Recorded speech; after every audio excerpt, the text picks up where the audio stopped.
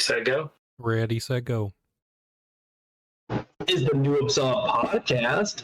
This is episode 13, 14, something like that. 13. I think it's 13. 13. Cool.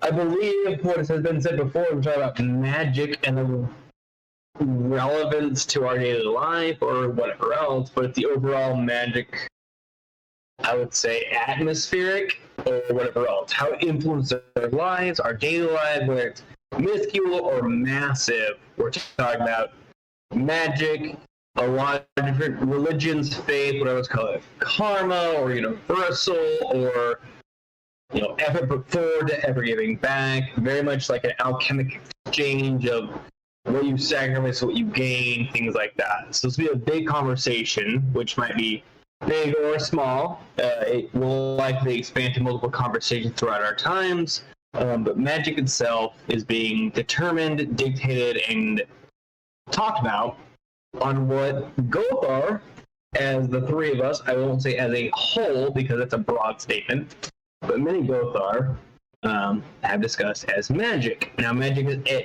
generally M-A-G-I-C, but I believe the way we discuss magic on a broad termination of paganism as M-A-G-I-C-K, or is it M-A-G-I-K? Sigvidir. M-A-G-I-K is the common spelling now for the actual practice of magic, not the Hollywood definition of magic from Harry Potter. Right.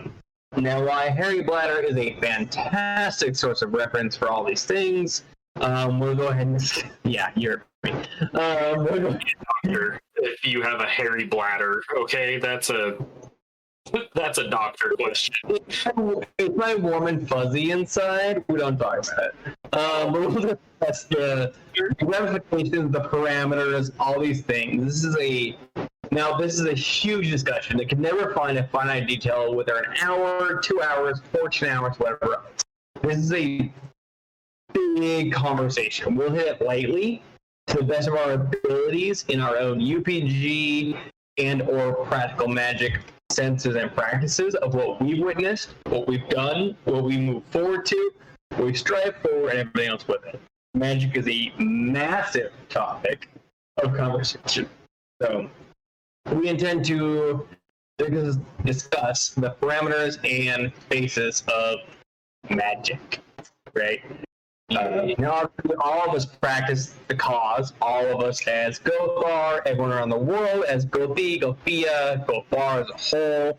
We practice these things. Even paganism as a lone wolf that's never done anything, do these things. Sigvidir Ulfar likes to claim himself as the foremost of the magic in the discipline sense. So I'll go ahead and let him take cause and or forefront of the conversation. Go ahead, Sigvidir. Yeah.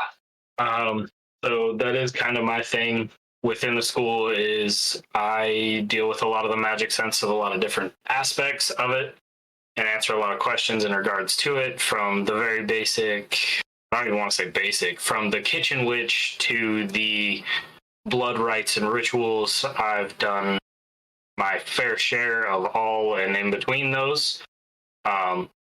I don't say that lightly. It is taxing. It is not something I advise. If you're going to go with something, start slow, start cautious, work your way into those kind of scenarios. But the reason that this topic actually came up is a friend of mine from work asked the question. He is a very devout Christian man. And he asked me, you talk a lot about magic when it comes to religious conversations. And I said, yeah, sure, of course. And he said, what's the difference between magic and miracles in the Christian culture?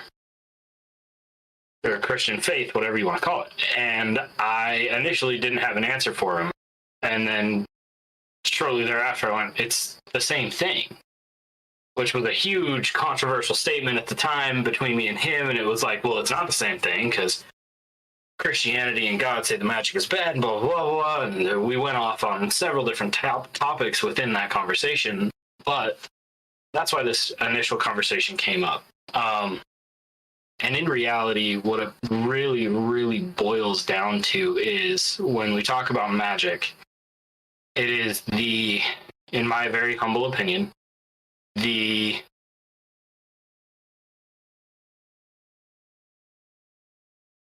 how do I phrase that? What's the word? Not metamorphosis. Manipulation of energies and vibrations throughout our universal sphere. And that's from the very basic to like burning sage to cleanse an area because of the potent smell, to blood rites and rituals that have their own connotations and own abilities dealing with life force. But when you really boil magic down, regardless of where it comes from, regardless of what the goal is, it is the manipulation of energies on a universal level. So yeah, magic is this insanely tricky thing that we deal with, but experience more often than deal with in our day-to-day lives. I think my favorite one is when it comes to Norse paganism, the runes. They are a source of magic and written language. I think we've talked about it on the podcast where spelling is actually derived from the spells and that kind of stuff. I think we talked about that, right? I think so, but we have so many conversations. Might as well just hit on it.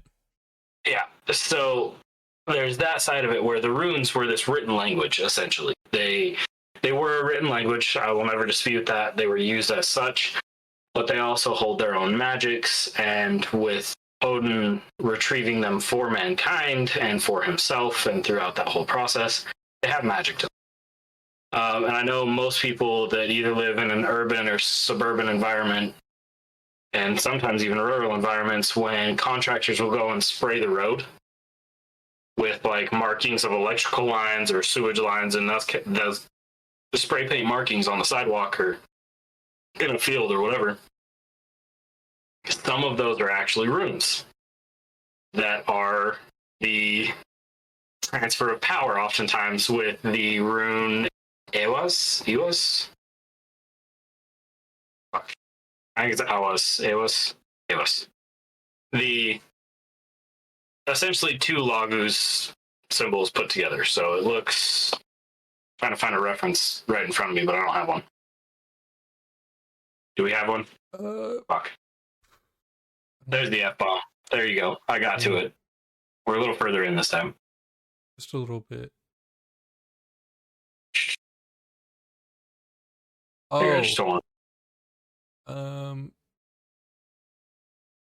I can find it. Hold on. Yeah, it'd probably be best for you. Essentially, it looks like.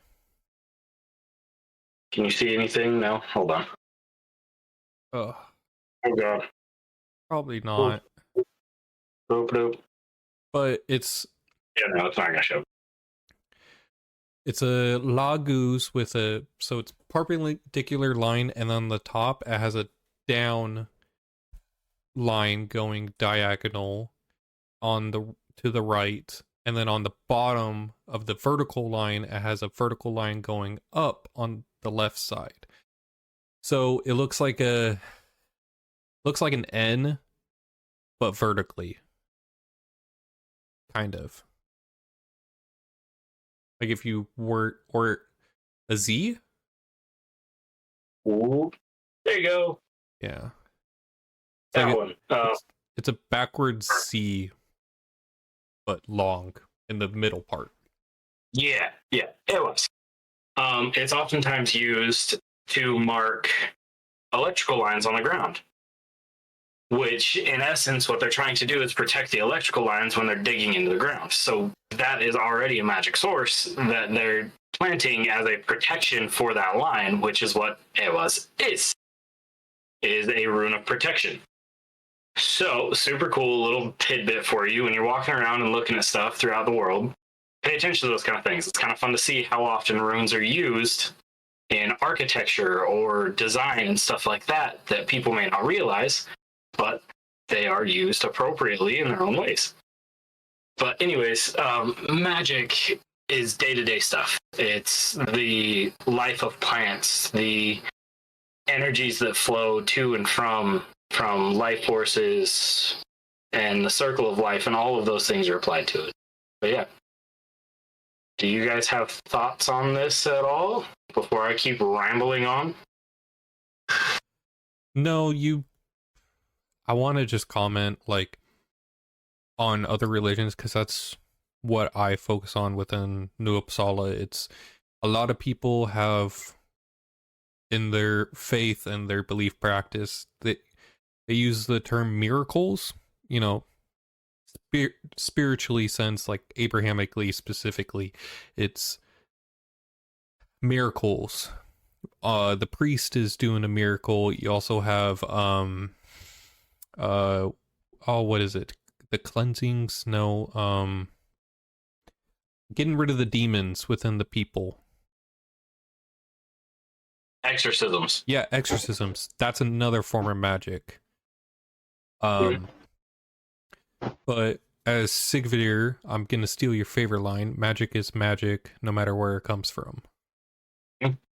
So, whether it's in a one religion where it says miracle, in a different one it's called a prophecy, in ours it's magic.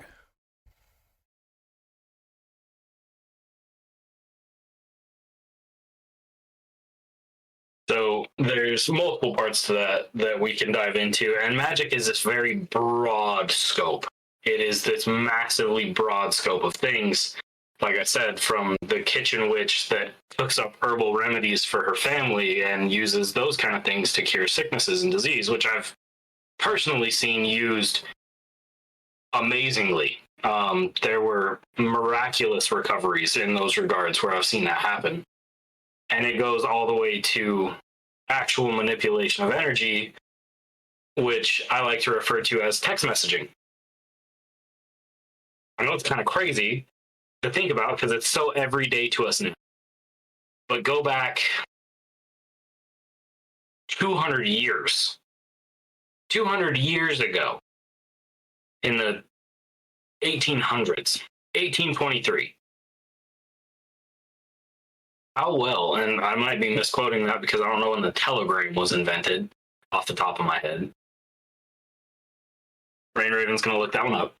But in 1823, the idea of being able to speak with someone 2 miles away was unheard of, let alone being able to log into an online account. Was I wrong? No, you're absolutely right. It was invented, a simple Google search, May 24th, 1844. 200 years ago, minus a little bit, the telegram wasn't even. So to transfer and speak to someone on the other side of the state in the United States from 100 miles away was a 2-day journey on horseback for the Pony Express. We couldn't just send letters. That wasn't a thing. That was so hard to do and so expensive that communicating with your brother that lived 100 miles away was almost impossible. Now, I can log into Facebook. We could have sent a letter, but it would have taken 2 weeks to get to the individual. Right. Instead of now, instantly. Yeah. And now we can log into Facebook Messenger and message our friend from the United States to the freaking Maldives or Turkey in an instant. In a lot of ways, that is magic. And if you took our technology back to that time frame, you'd probably get burned alive as a witch. Just saying, that probably would have been their natural reaction. Like, he can create light out of this device in his hands. That's witchcraft. There's a rock. That's a rock. That's not a light source. That's not a fire. So magic evolves. I think it was Nikola Tesla. Maybe it was, no. I think it might have been Nikola Tesla that quoted, and I can pull it up here in just a second, the phrase, magic is just science we don't understand yet. And I don't want to misquote somebody, but I'm pretty sure that's who it was. It might have been somebody else. Damn it. I have these quotes locked away, but I can't reference who said them. They're just in the back of my mind somewhere. I got it right. Arthur C. Clarke. That makes sense. Okay. Yeah, Arthur C. Clarke. Renowned scientist.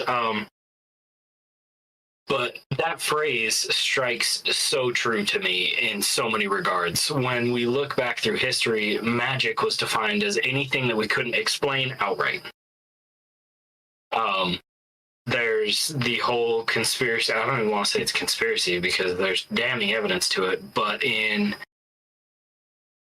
South America, pre-Spanish Inquisition, during the Mayan and Aztec eras, there were little figurines of essentially what looked like airplanes. They could actually fly and glide really well. They had this concept down. But to them, that was considered magic and that of the gods almost. It was a toy, but it wasn't really a toy. It was this idol that they would look at and see these things. But that was magic to them. Now we look at today's world and we have airplanes that fly through the sky carrying 300 people all over the world in a single day. Plus hundreds of pounds of cargo beneath. Plus all of that. Yeah, you would know. But yeah, those kind of things were magic to them. The thought of somebody flying through the air, just a person, was myth and legend. Now we do it with giant metal containers that arguably shouldn't be able to fly, but somehow do. Magic. It's magic. It has to be. There's no other. When we look back at those kind of things, it's just interesting to see the way our world changed to just accept these things. There's oftentimes in different books and different stories throughout our time, throughout our lore, throughout our sagas, throughout everywhere, there's references to sending messages over long distances, to seeing people. It was called scrying. Crazy thing, didn't make sense, had to be magic. What's FaceTime? What's this platform that we're using? What are we doing right now? Yeah, I mean, we're using Discord so we can, talk everything. But as you're listening on Spotify, Apple, whatever you're listening on, you're essentially doing magic. We're speaking to you and you're hearing the past as these are pre-recorded. It's not like whether you say it or not, these are pre-recorded, so you're listening to the past. Same thing with like movies, you're seeing into the past. So I say all that with technology being part of this as a forefront of what is magic. What defines magic? And in reality, it's so much simpler than people give it credit for. Because when you look at your cell phone and you want to call your mom 3 states away, whatever, you can pick up that phone. What does it take? Energy.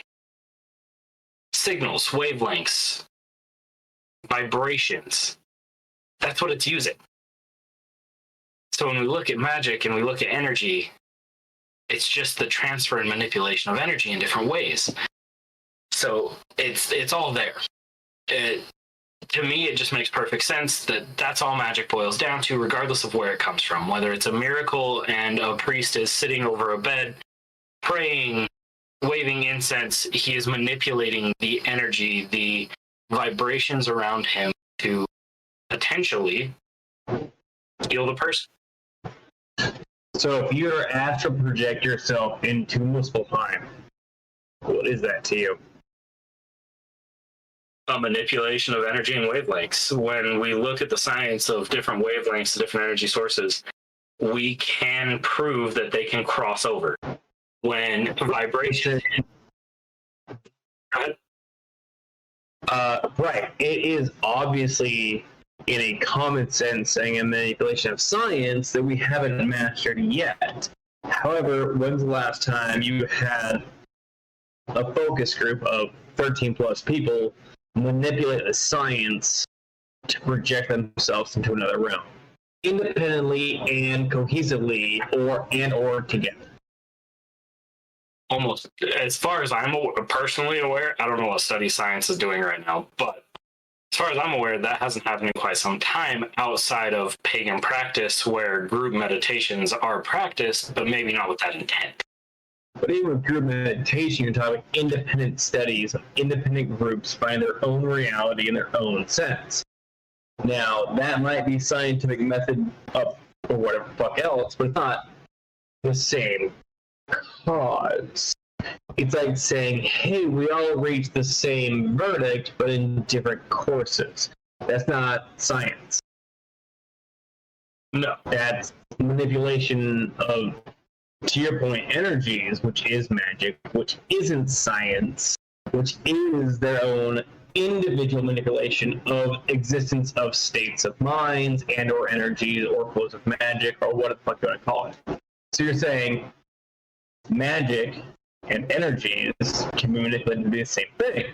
You get 30 people doing one, let's just say we're going to do a meditation. They all experience a different thing. Is that magic? They all experience something different? Or is that science that they are manipulating or experiencing something different on their own accord? So what's the difference between individual studies and mass production of results? So I just wanted to say science does manipulate, because we do manipulate atoms, with a nuclear bomb. We're adding a proton or whatever it is to a chemical or an atom or whatever, and that's what causes the explosion. Right. So I just wanted to make that clarification that we do manipulate before Sigvidir answers. That clarification is a minute detail, a minute atom in a controlled study standpoint where that effect causes that effect, or that manipulation causes an effect. Whereas individual studies causes the same effect and different, the same manipulation with different effects or outcome. So yes, we can split an atom and cause a nuclear reaction 100% of the time, every time. If I give someone a certain thing and or an Advil as opposed to a mushroom, it's a different controlled substance and or the same substance, but a different effect. So the constants doesn't exist in the manipulation of an atom. It does in the sense of atomic particles or the magic properties or individual manipulation of a constant. So you're a third party to a constant. So what's the difference? We can say the atom can manipulate it by here. 100% of the time, that is accurate. Now, with the human mind, the manipulation of thought and process, and then move forward from the magic properties. I would argue that's not scientific because that's impossible for every brain to be manipulated in the same manner. Take in part of anything on sociopaths, serial killers, whatever you want to call it, their brain triggers a response differently. Well, that's not science. That's different. They're wired differently. That magic is. It's just different wiring. But when it comes to the brain, it's just electrons firing within neurons. What's the universe? I'm not disagreeing with you, but yeah. So there's not a scientific property to magic. There's magic that manipulates scientific properties. Which, here we get into the chicken and the egg kind of conversation. There's natural laws of the universe. We've understood that for a while. Gravity has always been here. It's always been constant, blah, blah, blah, blah. But we've also learned to harness it in certain ways. Now, when you're asking why, correct me if I'm wrong, your question is about why in a group meditative state, in a group meditation, we'll use this example if that's okay, everyone's going to maybe see something, experience something differently. Is that kind of where you're going? Yes. So let's say you have a controlled party and you influence, I can't think right now. It's when you put a new matter in the same control group, right? Let's say mushrooms, meditation, whatever you want to call it. You have one control group and you introduce a variable. Now, the only way that's scientific is that variable produces the same result on multiple levels, not different results on every level. That's not scientific, that's abnormality. Right. That's the chaos construct of that. So here, let me see if I can explain this a little bit. So, we're familiar with, I hope, most baby heathens in general are familiar that mushrooms were commonly used, and that's why they're coming up now. They were a common practice used for meditations, for spiritual growth, for those kind of things. They existed all over the world. Many different people used them. We have stories and lore and sagas that explain our use of them. That's why we use that as a meditative aid in certain regards and use it as an example often. That's where the phrase going berserk came from. Berserkers! So let's say that's your catalyst to this group meditation, right? Cool. Perfect. You have this group meditation. They take this catalytic substance that changes their state of mind. It enhances, decreases, neutralizes, whatever, however you want to refer to that catalyst event that happened. Here's the difference. Science has proven over a vast majority of different studies that every individual human being on this planet vibrates at a slightly different frequency. My personal theory as to why they would experience different things is this catalyst, we'll say mushrooms, in a group meditative state. They experience different things because their personal vibration aligns up with something different. So they have separate things. So when we say introducing a catalyst results in the same thing for everyone around, it does, but you're looking at a more specific viewpoint rather than manipulating their frequency, their vibration, their energy to match with something they weren't before. So say how you both said it does and does not have an independent reaction. Which one is it? It is independent based on the individual, but it is dependent and precise based on the grand scope. Because you take mushrooms, you're going to have a different reaction than I do. You're going to have a different experience than I do. But what that's doing is the same thing to both of us. So you're saying, you're broad stroke and shit, saying you'll be in a different state of mind. That's the common. Yes. The individual state of mind is magic. Now, you can't do both. Because one you're saying is its own independent, and one is abnormality. Mm-hmm. You can't have order and chaos in the same exact sense. You're gonna Exists that it's different, but the chaos is different, which overrides the normal or the common. So, is it common or is it chaos? And you can't say it's a common chaos because that's a contradiction. It is. That is a contradiction. Yes. What is Odin? Are you asking me what Odin is, or are you trying to manipulate the conversation to some degree? Because we don't have enough podcast time for me to dive right now into what Odin is in my mindset. So right. Let me explain a little more on that question, because I asked it to be a dick, and I said you were going to hate me for the question. No, I love the question. I don't think you're ready for the answer, because right now, my mind is not scientific nor in order. So you're about to deal with chaos, you ask a broad fucking question.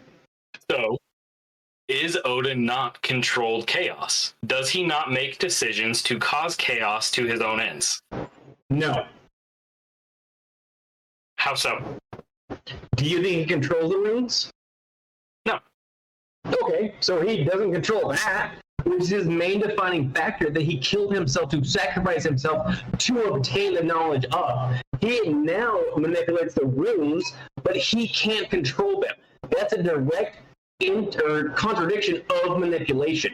He has introduced a variable that he does not control. He has introduced chaos into his control. There is no longer a scientific study of manipulation, and that becomes chaotic in the sense that he cannot control what he does not understand, which what he sacrificed himself to, that Freya must teach him, and in his own sense has caused so much chaotic influence that it has caused Ragnarok.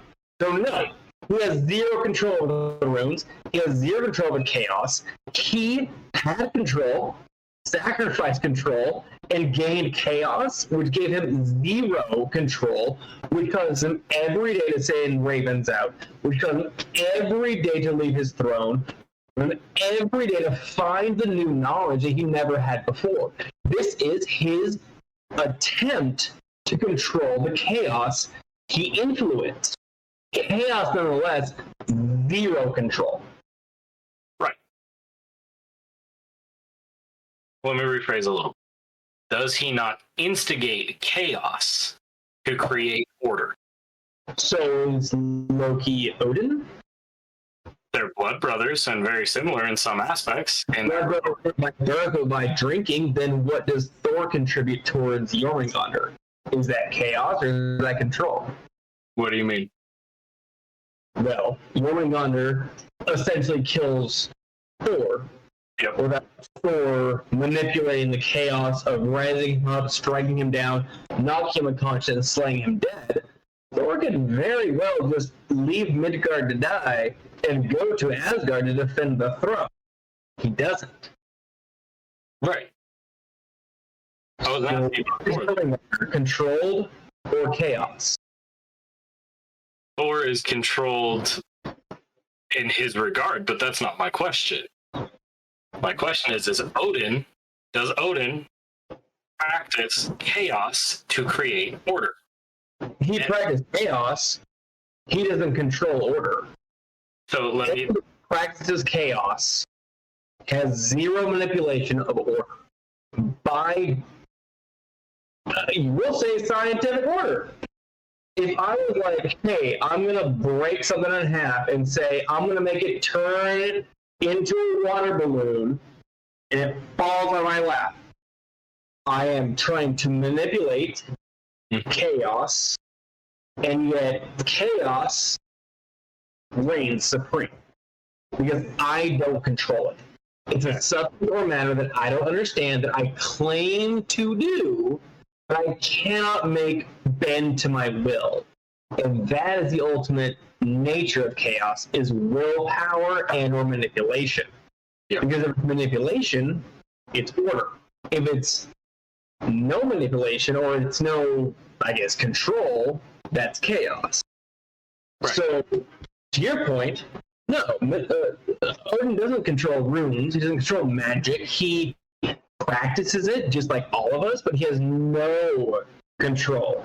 Freya and we'll say the Vanir have the closest that we know of manipulation of the runes outside of the, I guess we can say the weird or the fades. But in the practical sense, it's the Vanir have the closest concept of control, and yet they can't fully manipulate the magic. So Odin has zero control of any of those things.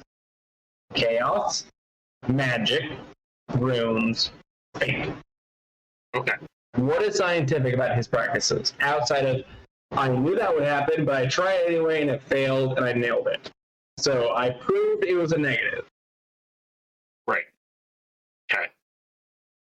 One, I believe his understanding of magic versus science far surpasses ours in certain regards. So no, I don't think he considers it science in any way, shape, or form. He would consider it magic. Now, I'm referencing a very specific story where he incites chaos for his own personal gain, and thus gains control again. He was always in control, but incited chaos amongst others. Now, the story is with the meat of poetry. In the field with the 10 slaves who are cutting down the wheat.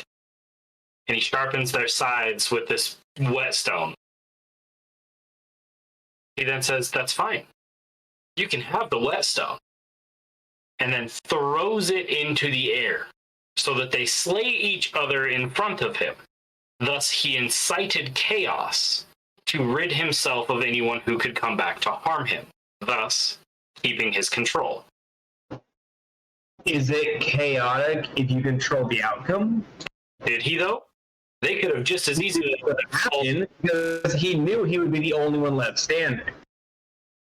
So, I would argue do you think if he threw that whetstone in the air and said, 3 people will live, he would still throw that whetstone in the air? Or was his manipulation direct con to say, no one will live through this? Gentlemen, if we may not cut each other off for the benefit of the audio listeners, that would be greatly appreciated. That's on me. We're good at this. I would argue that he didn't know the final outcome of that situation, but he took his gamble and incited the chaos of that incident, hoping that at the very least it would carve down most of them. Okay. So what do you... I'm not even going to say that part. So you believe Odin does not know the outcome of fates to his own path or degree. Okay. It's a yes or no right now, based off this story you're quoting. Does he control the outcome, or does he not? Based on the meat of poetry, you believe when he threw the whetstone in the air, he either knew what would happen ultimately to gain the meat of poetry, or the mead, or you believe he didn't know the outcome of what would happen next for him to obtain the meat of poetry and or mead. I do not believe he knew outright what the conclusion would be, but he went into it with his wits as he preaches in the Huff. When is the last time he went somewhere recordedly, supposedly not knowing answers, but full well knowing the outcome of what would happen? I would say... He went to a Jotun's Hall. What? I said I'll give you a hint. He went to a Jotun's Hall, challenges their wisdom, but knew ultimately he controlled the outcome. What is that one? In Poetic Edda, Voluspa, whatever else you want to call it. Oh, jeez. Bimble... Fuck. Alright, so to break it down. I know what you're talking about. Yeah, exactly.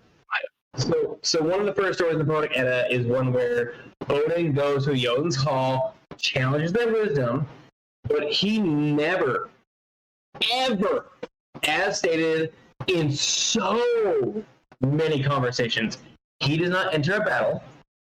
He is not sure he can win.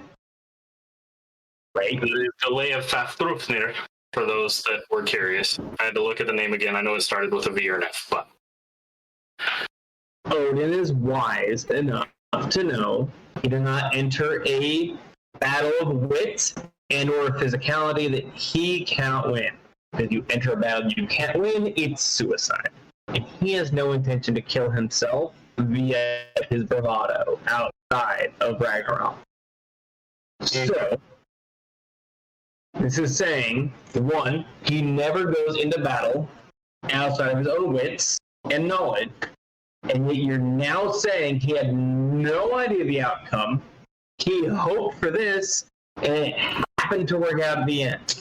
So does Odin not know what would happen to him per confrontation until Ragnarok, as stated multiple times in the Poetic and everything else, or Is he wearing the coattails of Loki and hoping it all works out at the end? No. Okay, so part of that was, I think it was a miscommunication. He makes very, very well-educated guesses, calculations on what will and will not work out in between this and Ragnarok. In between the Voluspa and Ragnarok, he makes calculated decisions because he is so wary of all of these things. He makes these decisions. No one will debate, or at least I don't think anybody will debate, that Odin is very wise in every regard. Extremely wise, if not the wisest of all, except for Kvasir or maybe Mimir. But man, those are so that's fine. Yeah, they're both dead. So I believe in those instances where he makes these, I would call them judgment calls, but very well educated assumptions, calculations on what will occur, and then continues to take those risks. I'm not saying by any means that he doesn't know what's going to happen. I'm not saying that at some point he's not 100% sure of what will happen or what should happen or what he's thought through. But I would argue very much so that he is also very aware of the weird in the aspect of it's the random shit that just happens. You have no control over it. It's just going to happen anyways. But you just said two different things. One, he knows 100%. One, he doesn't know 100%.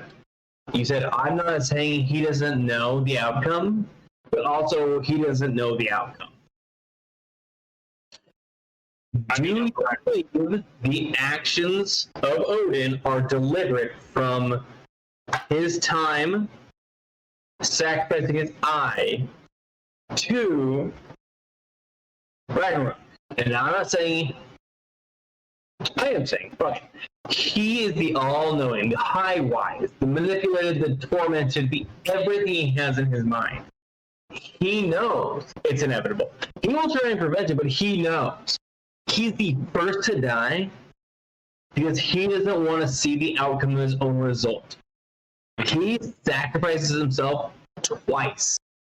One to himself for the runes, which I've been said he doesn't control, and is magic manipulated, not him manipulated. The second time, he sacrifices himself to Ragnarok, firsthand, to die first, to not see the slay of his kin, and he has clearly failed. He knows he'll fail them. He can't live with himself in the manipulation of them that he's tried, but ultimately knows will not succeed. So maybe his suicide is what causes him less grief, knowing that he has no control over the chaos that he knows will ensue. Maybe he's trying to kill himself to not see his own cause or effect. So if you're drowning on the Titanic, do you sacrifice the children and women first and then you last, or do you end yourself to not see the death of the others? Arguably, Odin chose self-sacrifice over basically him taking accountability on his own actions. He was the first to die and had no vision of the rest. Sigvidir, go ahead. So, my argument isn't that he knows the results or the end of Ragnarok. He knows what's going to happen there. He saw the CRS. He's accepted that. Now, oftentimes this comes to a prospect of a self-fulfilling prophecy when he binds Fenrir, throws Jormungandr into the sea, enacts those things, arguably after he goes to see the CRS. When that fear sets in, when he starts to do these things in order to prevent what the CRS told him. So one, I would never debate that he knew of Ragnarok, he knew its outcome, he was well aware of all those things. It's the time in between that he may not have 100%.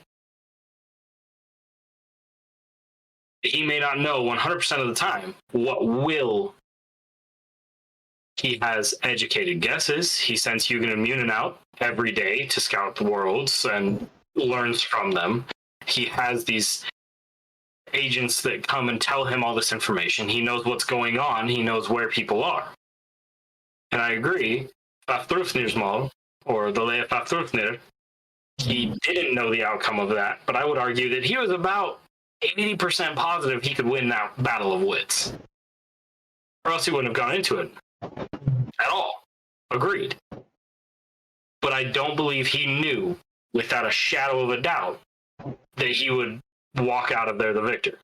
I don't believe in every battle between when he goes through the Voluspel process, when he goes to see the CRS, when he goes and gets that prophecy, and Ragnarok. I don't believe the time in between that, he is 100% certain at any given point. So then, is that science that he's pursuing and performing? And I would argue that he knew the only question that the other one couldn't answer. And even his wife said, "Don't go into battle. You can't win." And he said, "I can't lose this battle." Or is it magic that he's manipulating chaos in hopes of the best outcome? Because if that's the case, they're not the same thing.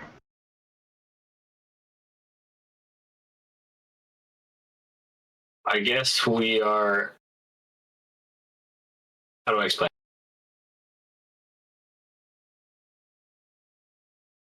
We can say agree to disagree, but it's not the case.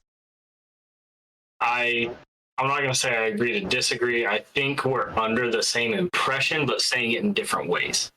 Right. One is a controlled substance, one doesn't. One, the controlled substance is science.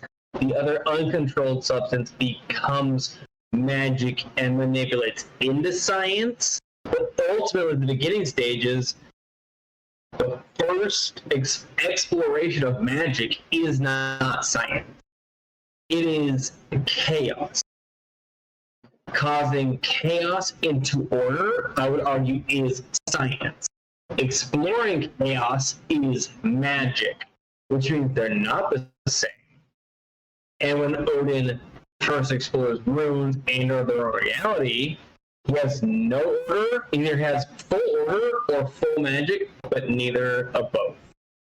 So then let me ask, by your own words there, with magic being the exploration of that chaos, which then leads into science, is not magic just part of the scientific principles of the process, the scientific process?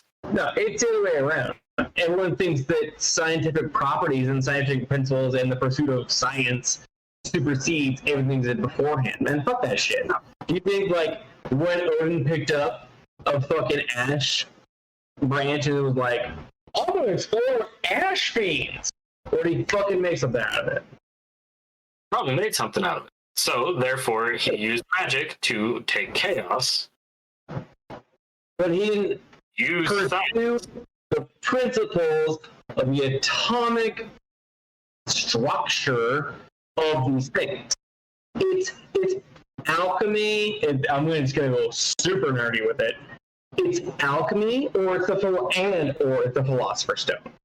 Alchemy, you know the breakdown of the substance. You can destroy, flatten, reconstruct, but it can never be more than the properties it once held.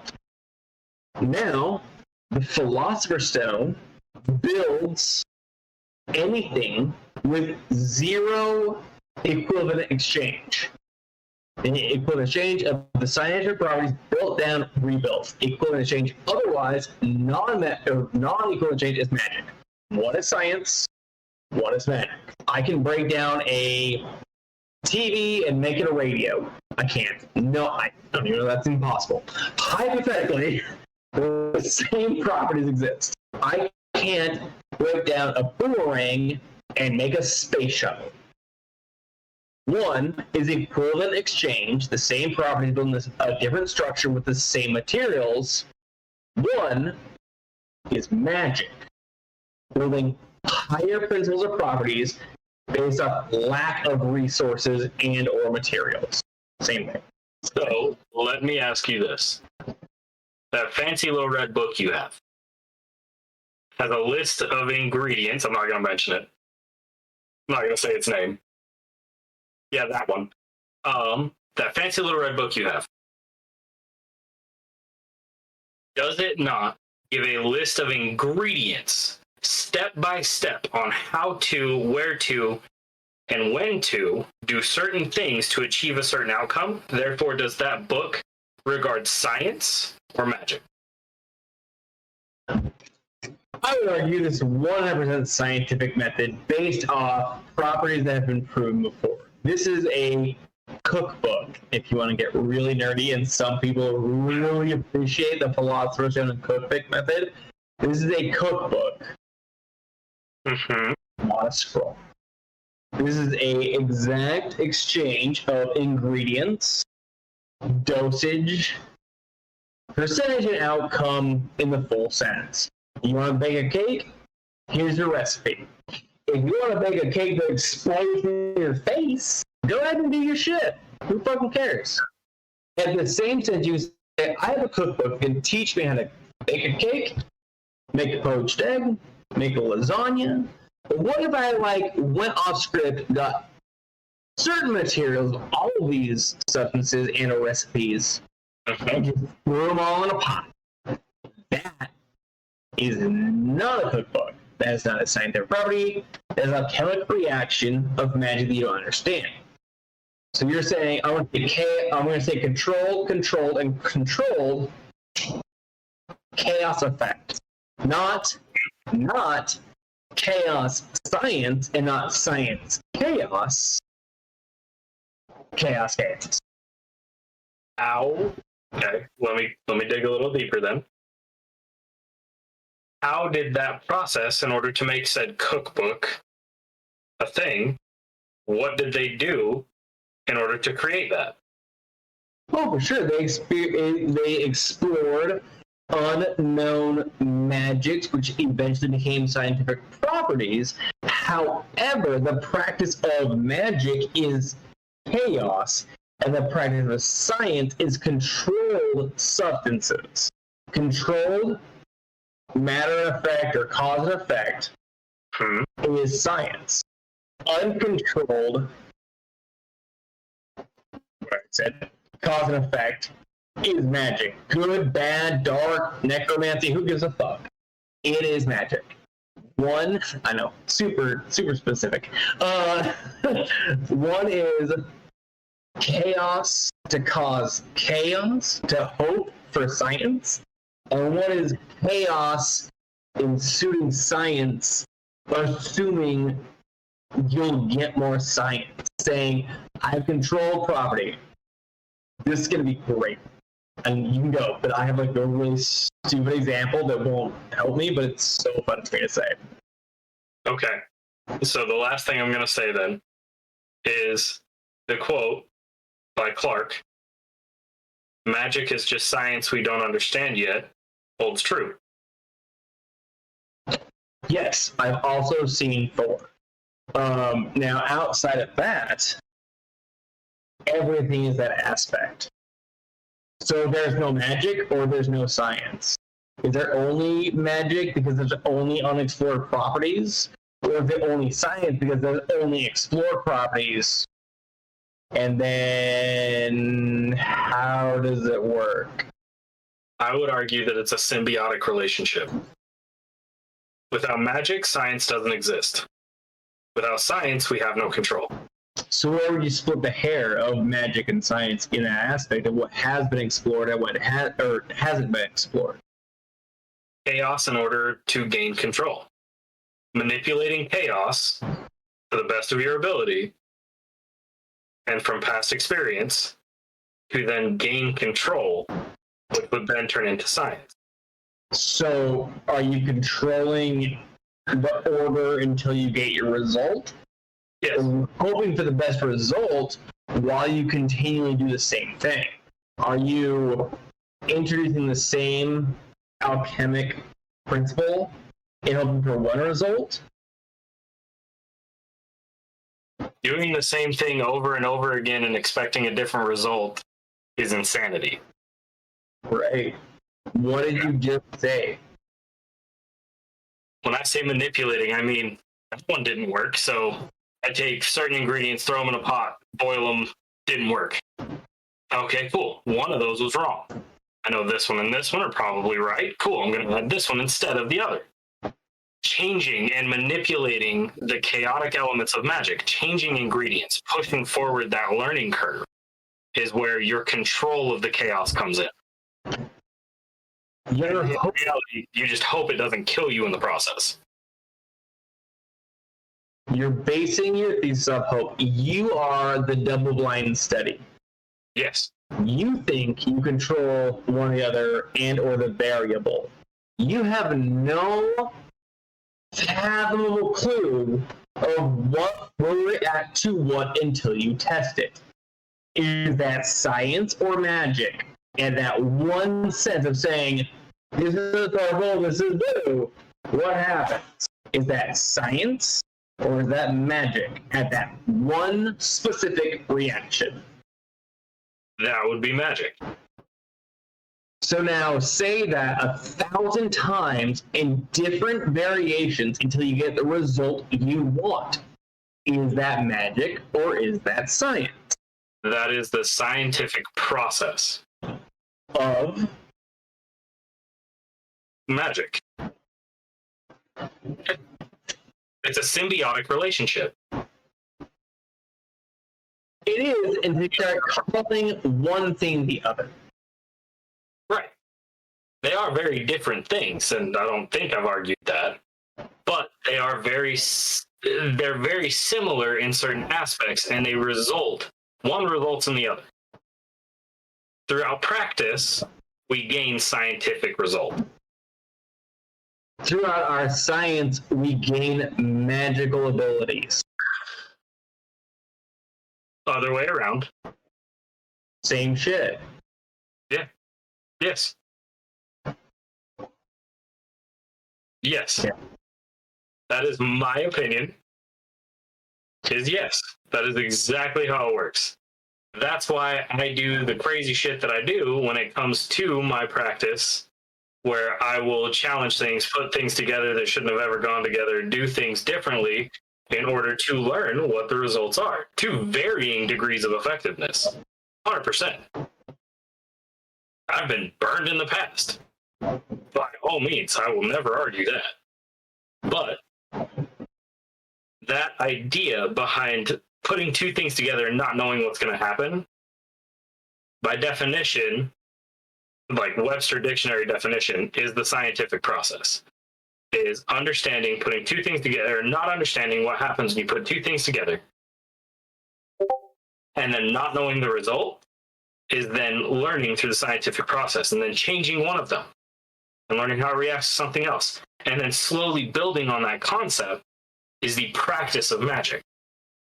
Very similar to how my personal cleansing, oftentimes people use white sage. We'll use that as an example. I personally use white sage, juniper berries, and Palo Santo wood due to my geological location. Knowing that those were common practice here, they should carry a response. That's my personal. I learned that process by combining different things together and seeing how they work. Now I have that push. Now I know what works, at least for me. But yeah, that is the scientific process, is changing different pieces in order to get a controlled result. Does that make sense? I'm hoping that makes sense. Okay. We shared each other's points of view. I was quiet for damn near 30 minutes, but I'm still here. So, magic within different religions, because we talked about magic within the modern day and how it's used in this practice, in personal practice, but then the analyzing what magic is and how it can be used in the practice, how you can view it in every day. How about other religions? What are you guys' thoughts on that? Because I know we previously talked about it, but we can always go more in depth. I mean, we talked about exorcisms, we talked about blessings, and I see where you're going with it. It's more like what defines what in each faith. In my sense, it would be, instead of like miracles, and if you're doing the Buddhist sense, it would be like not ideology, but a ascension, I suppose. Because in the Buddhist, if I read you right, what LDS, which I grew up in, all that stuff, water to wine, it's a miracle. Right? So, but Buddhism, go ahead. LDS, Latter-day Saints, Mormons, commonly known. So, clarification. Yeah, terrifying. I'm sorry, I forgot that I was once a part of this massive cult. One is, I just made so many enemies, including my family. So one that I would say is what I just tried to get. I totally forgot what I was going with. Buddhism. Okay, there's a lot of miscommunication or misinterpretation of Buddhism. Everyone thinks Buddhists follow Buddha. Right? Now you think of that and you say that out loud and you picture one thing. Likely something you saw at like a sushi restaurant. Maybe there was a cat with pennies all over it. You saw this big fat dude, right? Alright. So that's your interpretation of Buddha. You see an individual figure, and that's, I worship Buddha. I see this little fat dude as a god. Now, Buddhism is not in that sense. Now, any single human being and or energy source can become Buddha. That's like telling every Christian they can be the only God. Wrecks their world.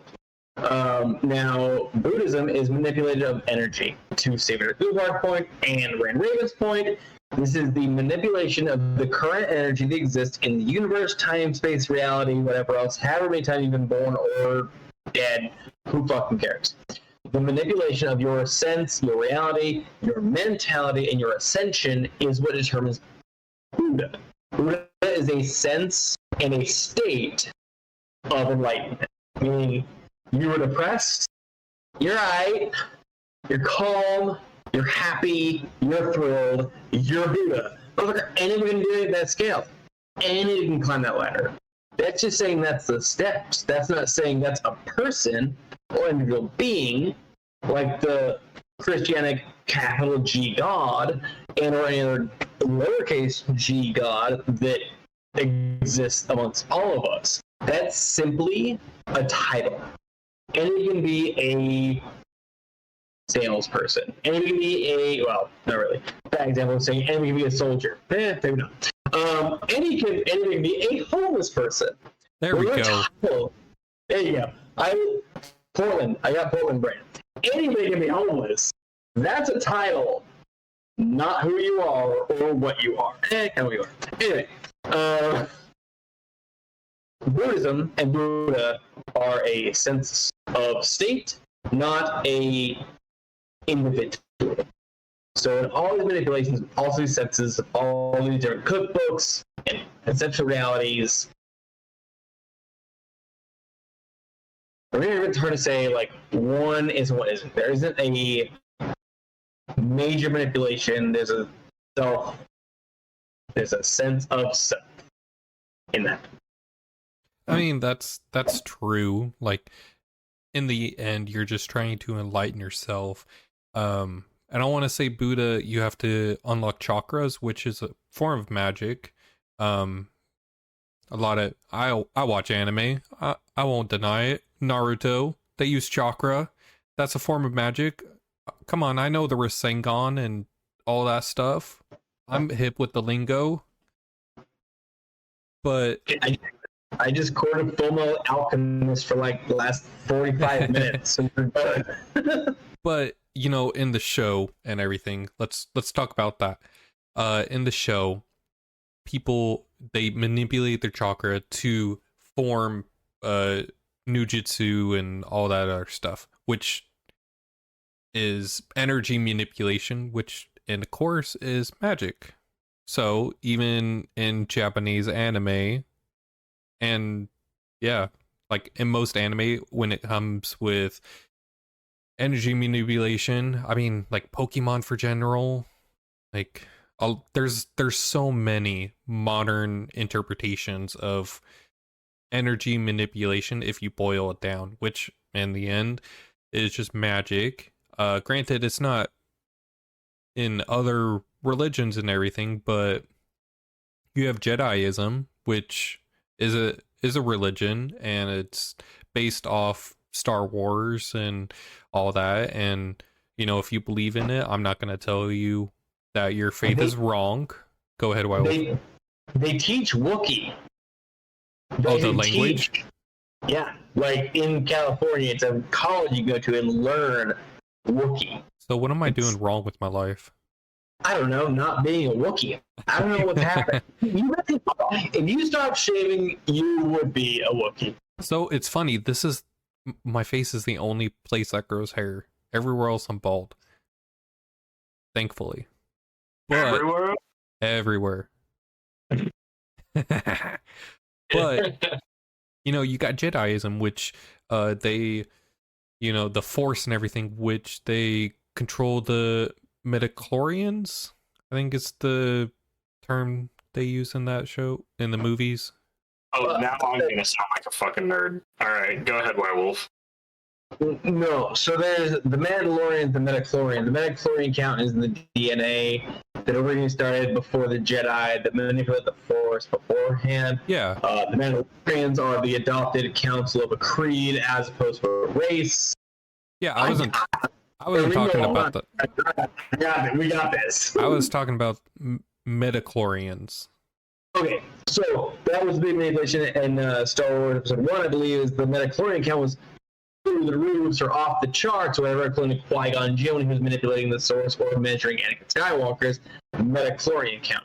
Now, that transitions all races, meaning midichlorian from he was a human and didn't know the father, to Master Yoda having the same DNA substances inside his body. So it transcends races, realms, planets, whatever else. So this is more of like a Stardust theory to that, but...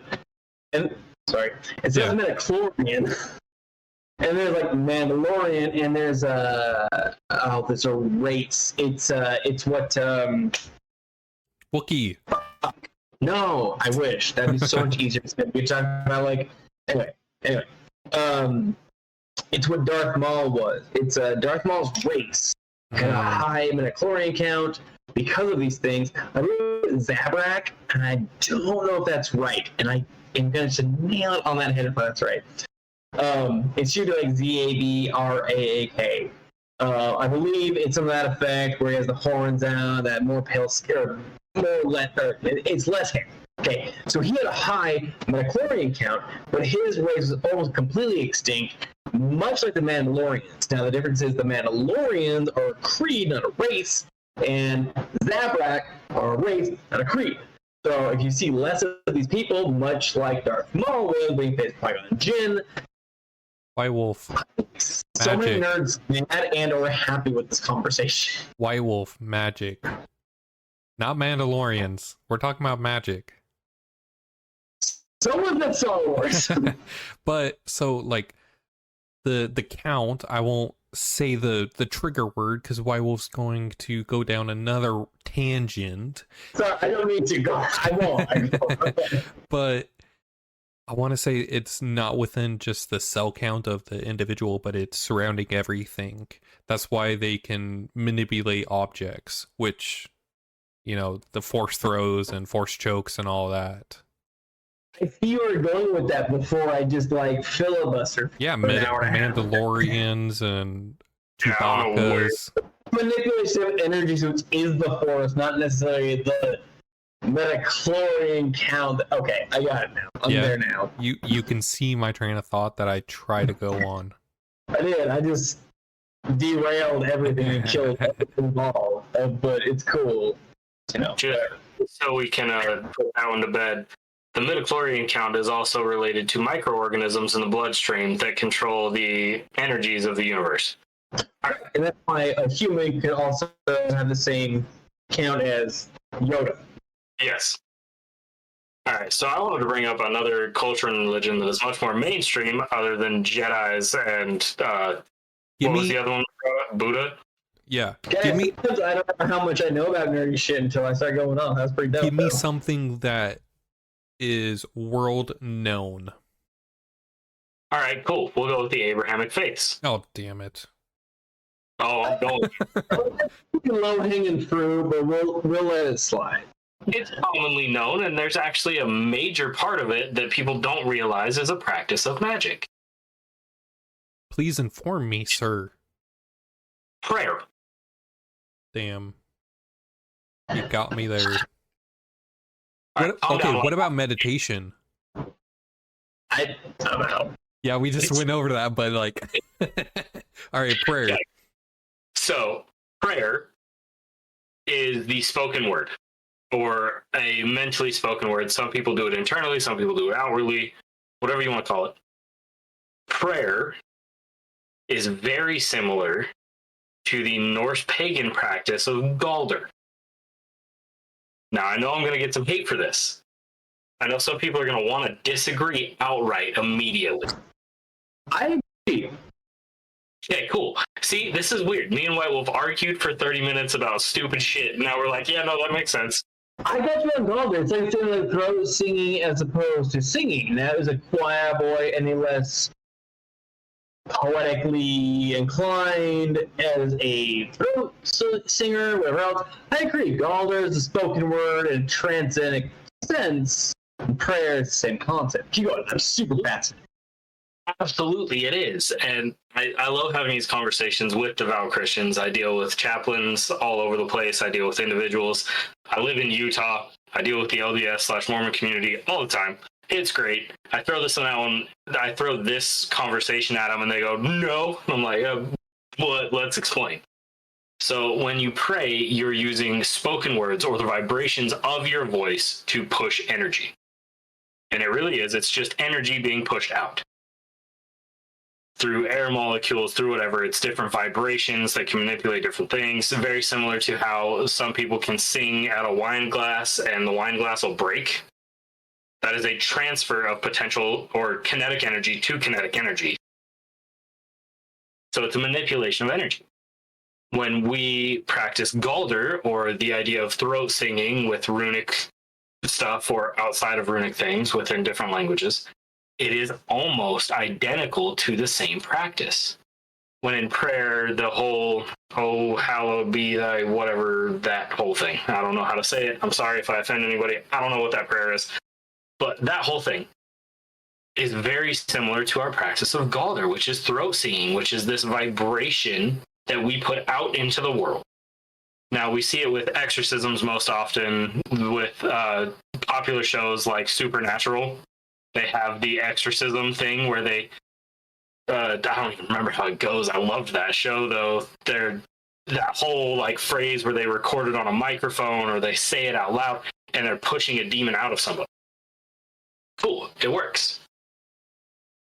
Arguably, that's the exact same prayer that is often used during exorcisms. Put the book down.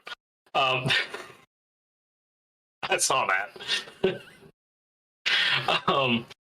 But it's the same thing, whereas we practice Galder to manipulate the energies and the magics around us.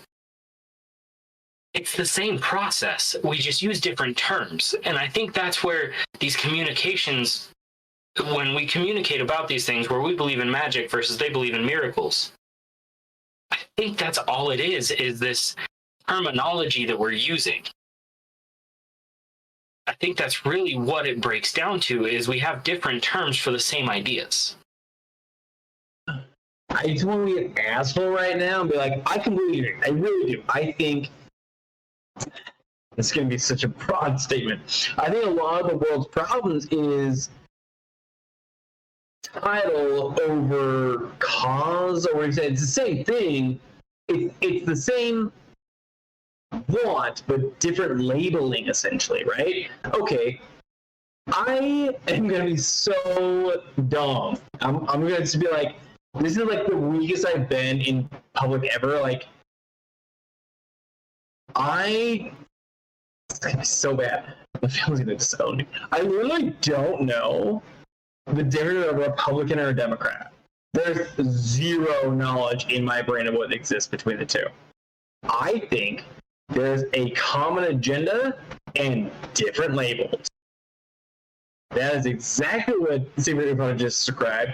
I think the whole political concept is the most absurd, dumb shit. And I literally am going to be so dumb to say, I don't understand it. I will say, I know some presidents, past presidents, I've met in person and had dinner with, and I know them as a human being, and I vote for them by their concepts, by their religious or their political points, because I literally don't know what Obama, what Trump, I have no idea which political party they're a part of or what that fucking means. And I don't care. Because it's the same fucking cause with a different fucking title. Magic science. What the fuck? Exactly, and I love you for admitting that. That's great. Lucky you. Good for you. No, my family's gonna kill me now. Not lucky me, dead me. Ignorance is bliss. The middle wise man is always happiest. Politically, no wise. There's no middle. I'm just fucked. Oh, that's great. But yeah, it's a very similar thing where we just use these terminologies that are, I hate using this term and I'm going to hate myself for this. They're trigger words. That's really what it is we say magic, they say prayer and miracles. It's the same process. It's the same end goal. It's the same use. It's oftentimes the same method. We just have these different terminologies, different words we use for them that are essentially the same thing, in my opinion. I think where it like comes down with like witchcraft, the labeling of witchcraft, like back in Salem days, it was the church not being able to control certain aspects and being the sole person to do cleansings. The quote witches, which were just people that knew remedies from olden times, they knew how to solve a cold. When a person was sick, they would go to a pastor and pray that God will cure them of their sickness. And it was the sense of control. That's why the terminology behind like witchcraft and all that, the demonization of witchcraft. Now, I agree with you that it's the same process as the same end goal, but in the end, why one tries to demonize the other, it's for the full sense of control, and they have a market that is constantly available to be used versus a fleeting market and business standpoint. Mm-hmm. And when you think about it, like religious organizations, when you have a product that you have to sell, such as New Uppsala with Gothar, we try to market ourselves as, XYZ, but if we can't appease X, we just cut off a third of our demographic that we can sell our services to. So in a business standpoint, yeah. I see what you mean. And the other side of that, where the priest would go and pray in a pasture or pray over the child or whatever that was sick, the quote-unquote witch, which I would call a kitchen witch, arguably, would go take willow bark from by the stream, make a tea out of it, and give it to the child as an antiseptic. Both have the same goal, we just have different methods. There's not a good and bad. It's just a different way of doing things. Now, in today's world, with all the knowledge and wisdom that we have out there, I think it was, no, willow bark's for pain. I think it's dandelion tea or something like that. I mean, you could always use honey as well. Yeah, so stuff like that. Whatever it is. Willow bark is aspirin. It's nature's aspirin. That's right.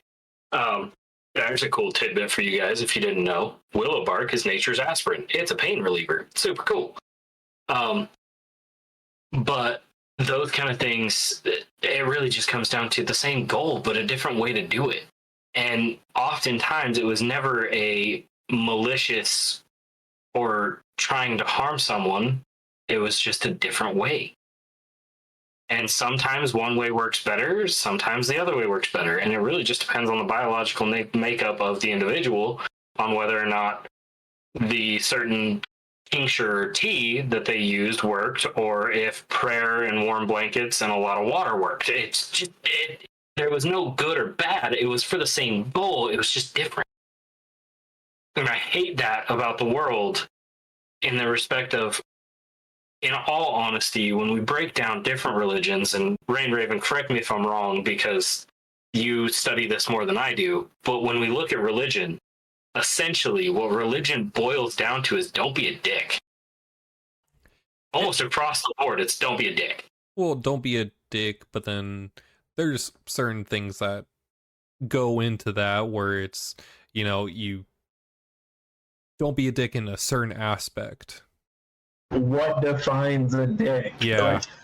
And but like, all in the end, religion, if you boil it down, religion is just the comfort of morality and the moral compass of the herd, of the people. I agree. But as Rain Raven alluded to before, my common phrase that I use all the time is magic no matter where it comes from. I don't care if it was a Mayan spell or a Buddhist ritual or a Christian or Abrahamic faith prayer study, something. Magic is magic no matter where it comes from. And I will stand by that to my core every time, that different things and different cultures have different ingredients that they use to practice magic, but it's still just magic.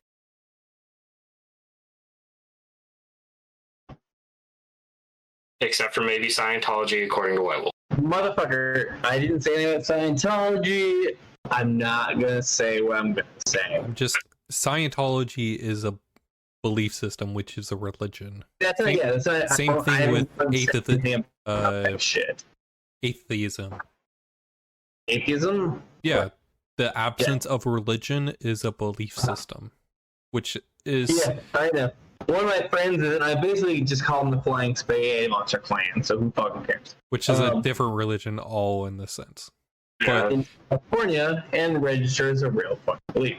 I have never said once anything about Scientology, nor will I. That's not what I was about to say. But you can just sum up science into Scientology and bastardize the entire concept of theoretical physics upon a belief system, if you would like, of saying science and Scientology, because that's their ploy, Sigvidir Ulfar, on saying, I believe it's science or Scientology.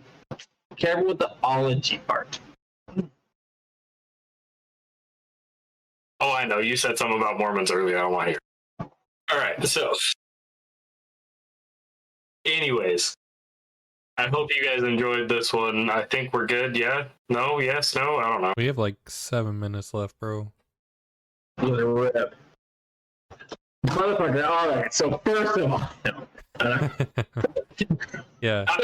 It's 7 minutes. Calm down. Like, Mandalorians. You wish we were done. I'll rip. I can go all night. I don't give a fuck. I'm having a rough night, a good upper, a terrible downer. I'm just gonna run. I'm gonna go on fucking work for a way too long a time somewhere, getting my ass kicked by a goddamn animal that kills shit for a living. So like, fuck it. Let's run. Cookbooks. But before that, I meant to say this like way before we started. Oh my god. But might as well get it in there. If you want to support us and keeping on what we're doing, please go down and search Patreon .com/New Uppsala, common spelling NEWUPPSALA, New Uppsala. And as a bonus to celebrating us, you guys get to ask us any questions, that whether it's about flying spaghetti monsters or Mandalorians or Thor wearing a wedding dress, anything and everything, we will answer to the best of our ability, and we will do research beforehand so we can give an educated guess. Unless it's submitted last minute, then you're out of luck. Or we will just throw it in like a chaos grenade and we'll argue about it for like an hour and a half for no reason. Yeah. I mean, we've done that. We did it today, I'm pretty sure. We did one episode that, what was it? We were supposed to answer like 4 questions, and we ended up talking about one. Is it the one that White Wolf defended Loki's family? Okay, stop. First of all, I think you're right, but I don't appreciate the subject matter. I think that's the right podcast. No one cares about the content. Don't worry about that shit. It's not important.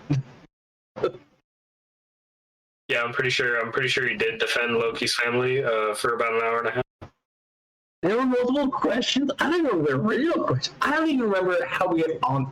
It's gonna be like today. I don't remember how it started. I remember how it ends. But it ends. And I wake up and I'm like, it's Tuesday again? What the fuck? You know, that's fun. Oh man, We're doing great. I hope you guys enjoy our ranting and raving about random topics.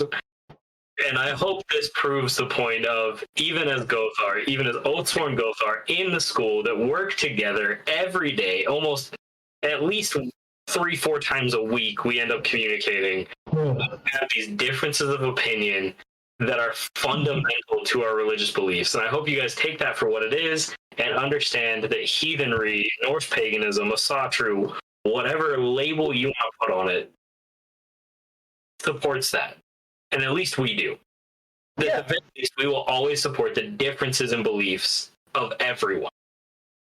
I won't tell White Wolf he's wrong. He won't tell me I'm wrong outright. We'll argue about it. I might.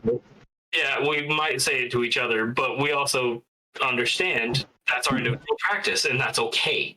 So I hope you guys gather that from these podcasts where we yell at each other for 30 minutes. Literally, I was just sitting here, and so White Wolf messaged me as like, talk. Yes, I really did. Because I'm not going to respond, and that's when I chimed in. The whole time you guys were talking, I was doing other stuff on my monitor. You're like fucking playing World of Warcraft. No, I was doing work. I was doing work. With nature, between magic and science, and you're like, motherfucker. In a raid, calm down, guys. Right? No, that's in the weekend. I'm about to fucking 4-man ICC. You shut the fuck up about your belief system. And we're like, what? I really messaged Rainer and I was like, hey man, say something. And we kept going. And I kept talking. And I was like, fuck. And I texted him again. I'm like, I'm not going to respond anymore. I'm going to stay muted. Fucking say something. I was like, we'll do this for days. We'll do this for days. Oh, yeah. We still do it, and I'm sure this is going to come up again here shortly, and we're going to have another hour and a half long conversation about this between the 2 of us, or the 3 of us. I don't know. But yeah, no, I hope that's what you guys get from this, is that we have these differences of opinion. We have these differences of belief, but we can still work together for our goals of spreading heathenry, paganism, Norse paganism, Asatru, whatever you want to call it. Religion. We know religion, our culture, our religion, to as many people as we can. We disagree, full story. We'll get over it. We'll hash it out. We probably won't convince each other of jack shit, but we'll keep having these conversations because either way, we both grew at least in some way from it. We're magic and science, man. We're two different principles, but all we seek is a better solution for all of us. And we're part of the same process. Or, in a sense, a person is water and the other is oil. They will never mix, but they will coexist. But Sigvidir Ulfar is wrong.